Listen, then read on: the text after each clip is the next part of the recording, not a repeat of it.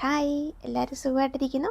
ഇന്ന് നമ്മൾ കുമ്പളപ്പമാണ് ഉണ്ടാക്കുന്നത്. ഇത് കഴിഞ്ഞ വർഷം വിളയിച്ച് വെച്ചതാണ്. ശർക്കരയും ഏലക്കവും ജീരകവും ഒക്കെ ഇട്ട് വിളയിച്ച് വെച്ചത് ഫ്രീസറിൽ വെച്ചതായിരുന്നു കേട്ടോ. അപ്പോൾ ഇത് 3-4 മണിക്കൂർ മുമ്പ് നേരത്തെ ഫ്രീസറിൽ നിന്ന് എടുത്ത് മാറ്റിയിട്ടുണ്ടായിരുന്നു. ഇപ്പോൾ ഇത് തണുപ്പൊക്കെ മാറി തുടങ്ങിയിട്ടുണ്ട്. ഇനി അതോടെ നമുക്ക് കുറച്ച് ഏലക്ക പൊടിച്ചത് തേങ്ങയും കൂടി ഇട്ട് എല്ലാം കൂടെ ഒന്ന് ഇളക്കി മിക്സ് ചെയ്തെടുക്കാം. നന്നായിട്ട് ഇളക്കണേ. നന്നായിട്ട് ഇളക്കിയിട്ടുണ്ട്.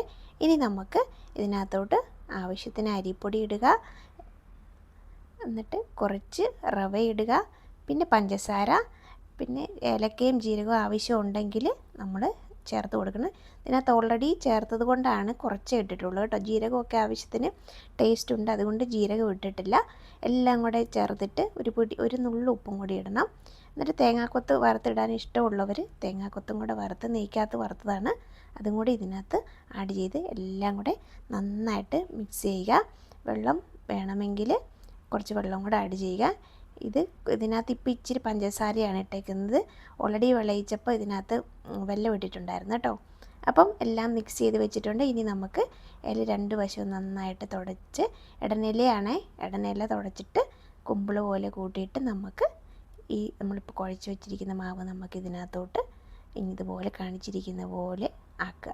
അപ്പോൾ നമ്മൾ ഓരോന്നോരോന്നായിട്ട് ഇലയെല്ലാം തുടച്ച് നമുക്കിതിനകത്തോട്ട് കുമ്പിള് കൂട്ടാം.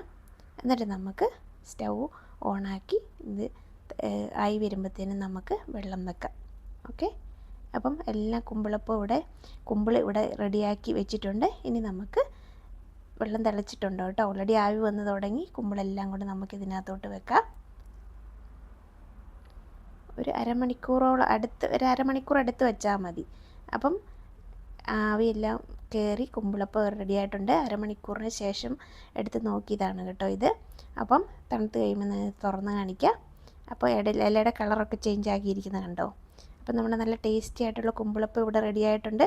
നല്ല കളറൊക്കെ ഉണ്ട് കേട്ടോ. അപ്പോൾ എല്ലാവരും ട്രൈ ചെയ്ത് നോക്കുക. ചക്കയുടെ സീസണൊക്കെ അല്ലേ.